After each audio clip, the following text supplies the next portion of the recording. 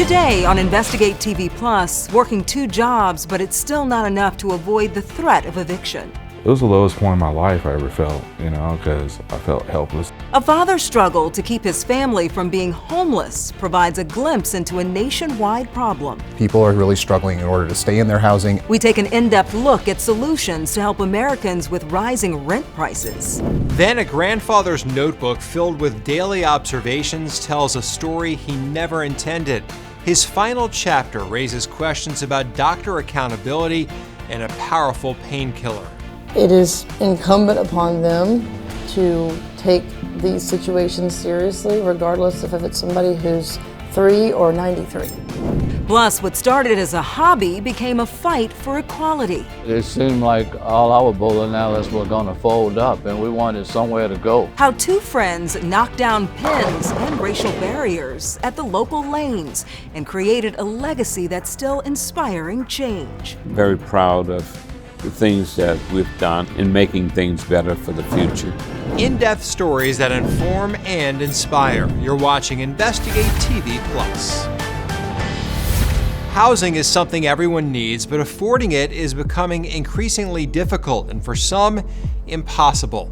I'm Lee Zurich. And I'm Tisha Powell. Rent prices nationwide are outpacing people's incomes. Research shows more than a third of renters who work full-time are burdened by housing cost. The cost of housing, including rent, spiked during the pandemic. Inflation and a lack of affordable housing contributed to the problem.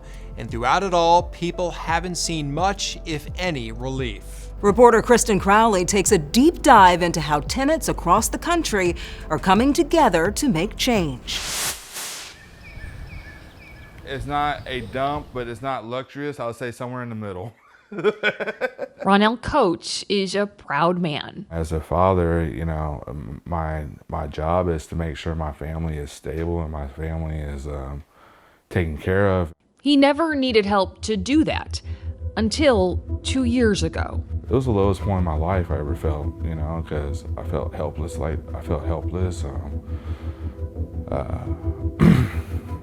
Sorry, I felt like I couldn't do anything. Ronell was working 2 jobs. I can't work a 40-hour work week. I need more than that. 60 hours a week, and he was about to be homeless. They filed an eviction on us. For the first time in his life, he couldn't pay the rent. Late fees piled up on top of his roughly $1,100 a month bill. After a few months, he owed thousands of dollars. People are really struggling in order to stay in their housing. Todd Jordan with the United Way of Greater Kansas City says its focus on housing has intensified since the pandemic. He says the area is short 60,000 affordable rental units, and people are getting desperate. We had a record call volume last year, over 170,000 calls, which just blew away all of our previous numbers. And it's people who are saying, I don't know where to go, I've never been in this situation. But the question is, why? For Ronell, the answer is pretty simple. Our rent was $990 in 2020. Today, our rent's $1,175. Did your pay go up from 2020 to today? No. A 2024 Harvard University report agrees, saying rent is outpacing wages. Median rent prices are up 21% since 2001, while in that same time period, renters' incomes are up just 2%. It's putting a huge cost burden on more renters than ever before. Experts say at most, you should spend 30% of your income towards housing. However, the Harvard study says nearly half of renters are paying more than that, up to 50% of their income. And a growing number of people are spending more than half their income on housing. And it's not just the poorest Americans, but also the middle class who are suffering. There's actually no county in this country where a person earning minimum wage and working full-time can afford a 2-bedroom apartment. Tara Ragavir is the director of the Tenant Union Federation, a national group that advocates for the rights of renters. She says it's easy to blame the pandemic, inflation, and lack of supply for this issue. but she says the real problem is there are few, if any, guardrails in place for the pricing of most rentals. Nationwide, in 2022, about 7 million units had contract rents under $600. 10 years prior, it was more than 9 million. These units aren't disappearing. They're not being demolished. Landlords are hiking the rent. Raghavir says they're advocating for change with the federal government, asking it to require rent regulations if landlords take advantage of government financing and other incentives like city or state tax breaks. And the group is making progress. The White House released a blueprint in January for rental protections across the country. Nothing in it is binding, but it lays out why the focus on giving renters affordable housing needs to intensify. But Raghavir says people also aren't waiting around for the government to make change. They're taking matters into their own hands. The organizing that tenants are doing in unions across the country is undeniable at this point. Tenant unions, all around in the U.S. since the 1920s, are growing in numbers. Knoxville, Tennessee, Lafayette, Indiana, Madison County, Kentucky are just some of the areas where tenant unions have newly formed. A statewide tenants union just launched in North Carolina. A main priority for all of them, safe and affordable housing. The KC Tenants Union, with nearly 10,000 members, is one of the most successful tenant unions in the country and is credited with getting renters more rights.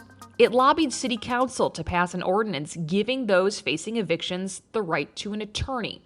Raghavir says that not only saved people thousands of dollars, it kept thousands of people in their homes. It shook me to my very core. It broke me down a few times. Ronell narrowly avoided eviction, thanks to help from the United Way, which covered his late fees and past due rent, so he could finally catch up. He hasn't missed a payment now in 2 years. I needed a lifeline. I just needed somebody to help me out, just to get me a fresh start, and United Way was able to help me with that. So what would have happened if you hadn't gotten that first start? Me, my lady, and our 4 kids would have been on the street. Homeless numbers are also on the rise, which the United Way says is directly tied to rent increases. Todd Jordan says preventing people from losing their homes is far less expensive than interventions once people are out on the streets. If you are struggling to afford housing, you can call United Way's 211 number for help. They can put you in contact with resources. While the U.S. excels at treating serious conditions in kids, experts say parents can help prevent health issues before they happen. From birth to age 5 is really the time you can make a difference, and that it lasts a lifetime. Still to come, we'll break down proactive practices that can help your child's health. But first, a family says a medical mistake cost them their grandfather. I feel like no one has the right to take somebody else's life. We investigate claims against a Georgia hospital accused of fatally overdosing a patient in their care. You can watch Investigate TV Plus anytime online. Just subscribe to our YouTube channel at Investigate TV. You can catch stories and full episodes.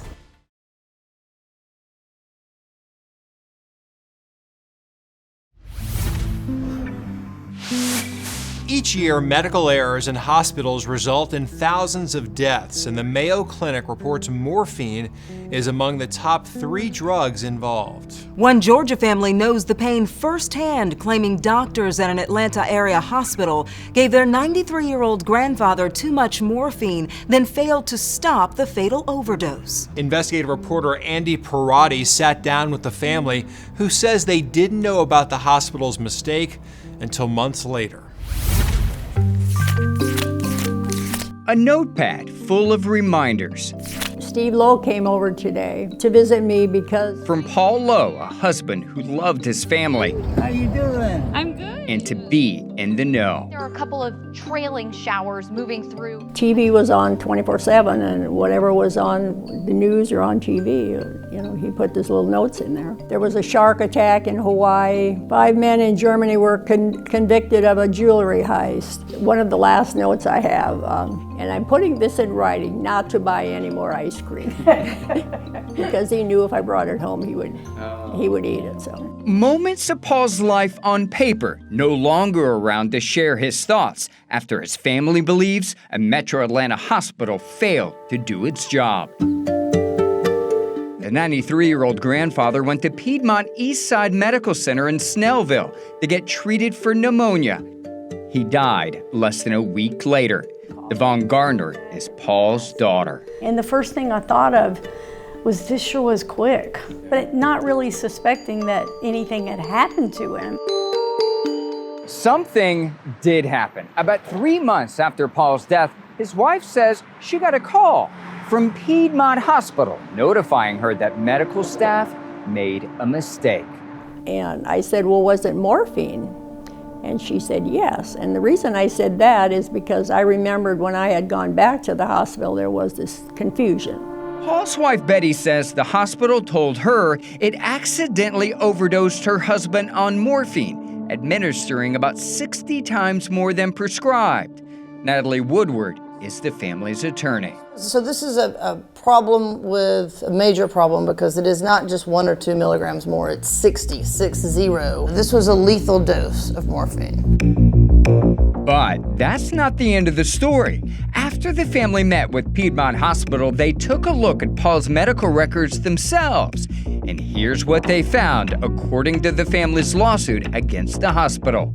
A prescription for morphine was ordered on May 30th at 5:25 p.m. Paul starts receiving it at 6:10 p.m., but it's at a rate 60 times more than prescribed. Nearly 5 hours later, a nurse notifies the doctor about the overdose and asks to use Narcan to reverse it. The doctor declines. Paul is pronounced dead at 3:45 the next morning. Dessert can make you happy. The family's attorney believes Paul's age played a role in the hospital's alleged inaction. It is incumbent upon them to take these situations seriously, regardless if it's somebody who's 3 or 93. A grandfather who preserved his memories through his pen, and a family who feels they were robbed of their own memory. A chance to say goodbye. Yeah, I feel like no one has the right to take somebody else's life. A doctor who reviewed Paul's medical records as part of the lawsuit claims Paul never should have received morphine due to his history of kidney disease. The lawsuit against Piedmont was eventually dropped after reaching an agreement. If you suspect a medication error has happened, you can report it to the Food and Drug Administration at fda.gov/medwatch.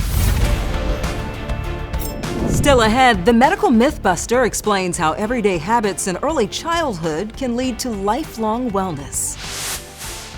Our in-depth coverage continues. You can get connected to Investigate TV Plus on all social media platforms.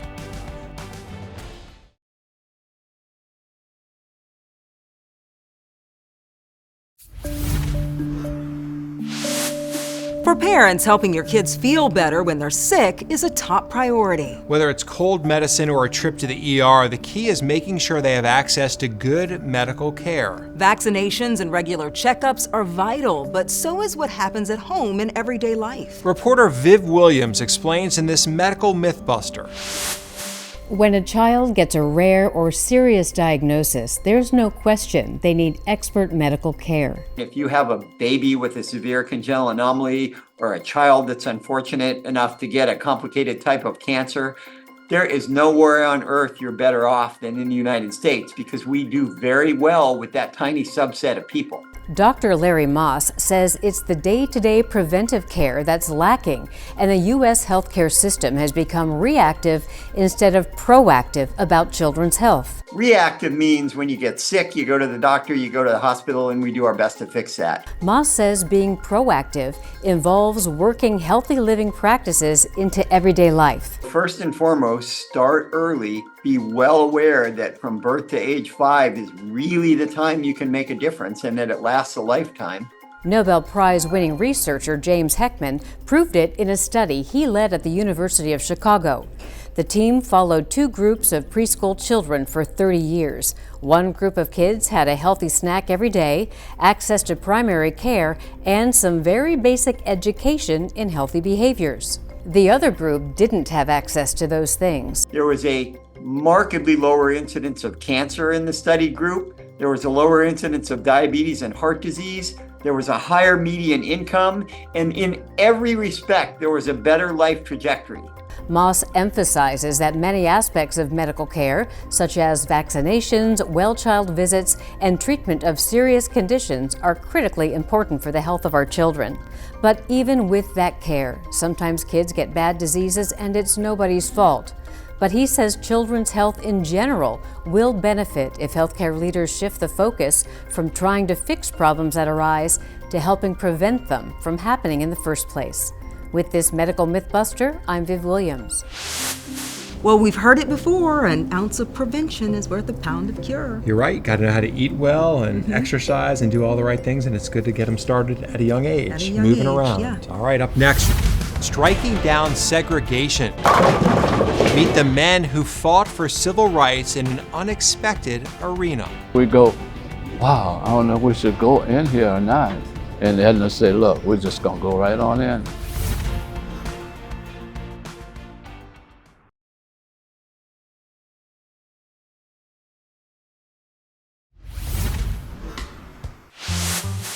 In 1960, Ruby Bridges faced an angry mob to be the first African-American student to desegregate William Frantz Elementary School in New Orleans, 6 years after the Supreme Court outlawed racial segregation in public schools. During that same time, the city's black residents were also fighting to live as equal citizens and enjoy other public spaces, including bowling alleys. 2 men brought together by their love of hitting the lanes take a look back at how their courage inspired change lasting generations.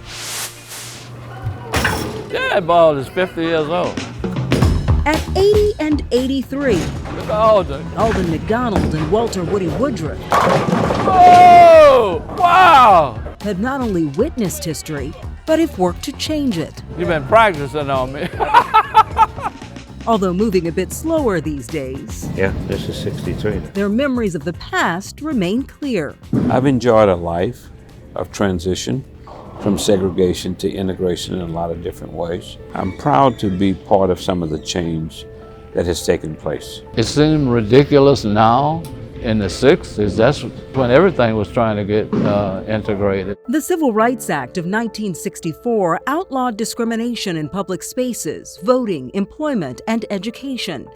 In many cases, whites in the South resisted integration with protest and violence.